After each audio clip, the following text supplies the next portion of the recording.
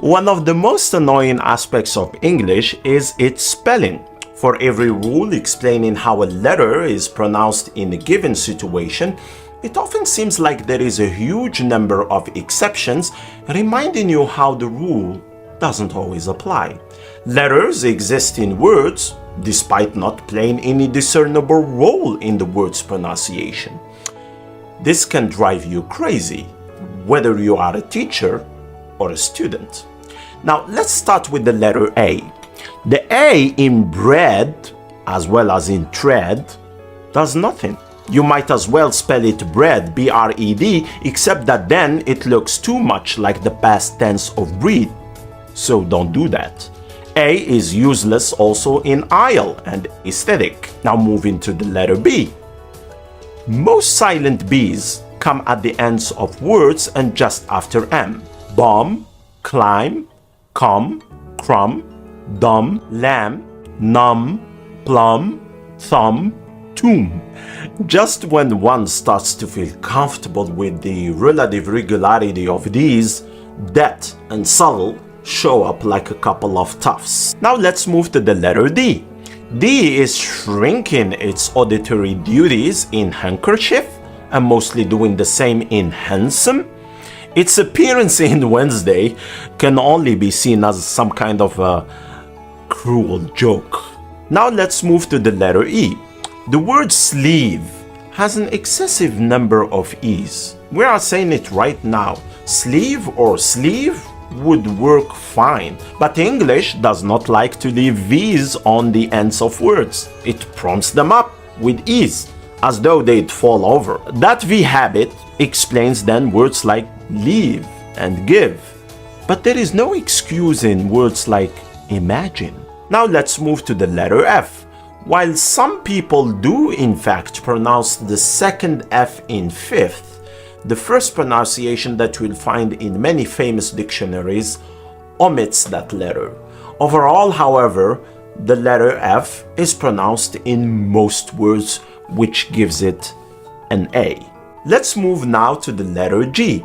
G has no business in being in sign nor phlegm. Well, it doesn't seem to care.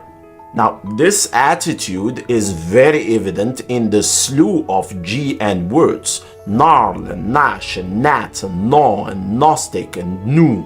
And it comes as no surprise also that it participates in such offenses as high and though and through. Now let's move to the letter H. The H's at the beginning of honest and honor have nothing to say. Neither do the ones in rhyme and ghost. Now let's move to the letter I. The letter I doesn't do a blessed thing in the word business, except to be impersonated by the letter U in the first syllable. It also does no discernible good in the word suit, which in a decent orthographic system would be spelled suit. Now let's move to the letter J. Some of you may be happy to know that we have at this point only one English word in which the letter J is silent. Now I'm not going to pronounce this word. Hey Google, how do you say marijuana?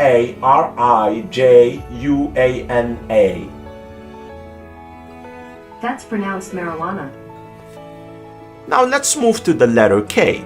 The silent K in a slew of common words demonstrates a callousness for beginner spellers, especially words like knee and knife and night and knit and knob and knock and knot and know and knuckle. Let's now move to the letter L. The most indecent of the silent L words is surely colonel. The word sounds identical to colonel, which is an honorable, respectfully spelled word. L is also silent in could and should and would, as well as in calf and half and chalk and talk and walk, and for many people also in calm and palm and some. Now let's move to the letter M. One can get through much of life without never encountering M in its silent form. By the time a person is ready for a word like mnemonic, they have likely come to accept the indecencies of silent letters in English. Now let's move to the letter N. Like silent B's, silent N's tend to come at the ends of words and after M. Arm, column, dam, hem, limb, solemn. So now you realize that M is everybody's friend. Now let's move to the letter O. There is a flagrant excess of letters in the words enough, rough, and tough, where O is among several who have no place being there. Then there is the formerly mentioned ruffian, colonel, in which neither O behaves properly, and the second O doesn't even bother to try. But in addition to those, we also have jeopardy, leopard, and people. I'll let you draw your own conclusions about the letter O. Moving now to the letter P. P is silent before a selection of somewhat technical terms such as pneumonia and pneumatic, and it's silent before S in a different selection of words such as psalm, psyche, and psychology. It boldly says nothing in core and coup and receipt. In some pronunciations of controller, somehow it convinces M to join in dissembling. The two there impersonate N. Now let's go to the letter Q.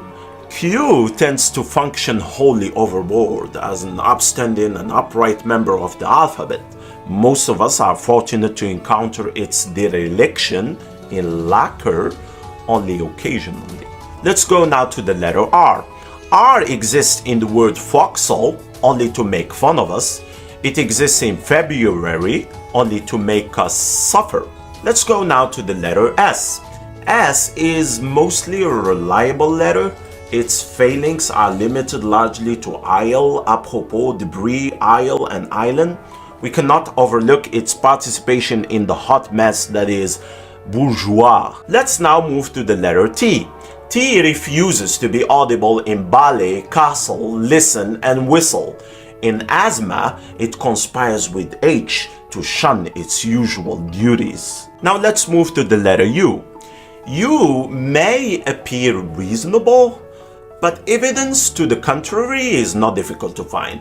Build, catalog, dialogue, colleague, guard, guess, laugh, league, tongue. Note that the second and third of these words have attempted eviction and are meeting with significant success. Catalog and dialogue are both fully accepted variant spellings. Now let's move to the letter V. V is at this point the only letter that refuses to be unheard in any established word of the language. And yet, the former president of the United States, Donald Trump, decided otherwise. In late May 2017, on Twitter, he tweeted the following now famous sentence: "Despite the constant negative press covfefe, this word was obviously a typo and misspelling. The internet seized on the enigmatic word and discussed it extensively. Of the myriad pronunciations suggested for this non-word, several of the strongest contenders had a silent V, and so we have covfefe." Thank you, Donald Trump. Now let's move to the letter W. W yields all power to the R that follows it in rack, wraith, wrangle, rap, wreath, wren, wrench, wrestle, wrinkle, wrist, writ, right, wrong, and rot. As if that lot were not enough, W with no apparent logic whatsoever sits idly silent in answer, sword, to, and who. Let's go to the letter X. We will admit to some small appreciation of X's discretion in its orthographic indiscretion. Its silence seems perhaps calculated in faux and faux pas. Let's move now to the letter Y. We cannot blame the letter Y for its gratuitous presence in beyond. The letter may in fact believe itself to be essential in the word. It cannot be ignored, however, that the word would reasonably have its same pronunciation if it were spelled beyond, beyond, or beyond. And so we finally come to the letter Z. There will surely be attempts to blame the French, and yet the following have been fully established words of the English language for centuries now: chez, laissez-faire, and rendezvous. Use Z. That's it, friends. That's my A to the Z. Much of what I've said in this video is taken from an article on the Merriam-Webster Dictionary website, so please check it out. Thanks for watching. Have a good one. This is Bourahla here. That's Bourhla. The H is silent. Peace.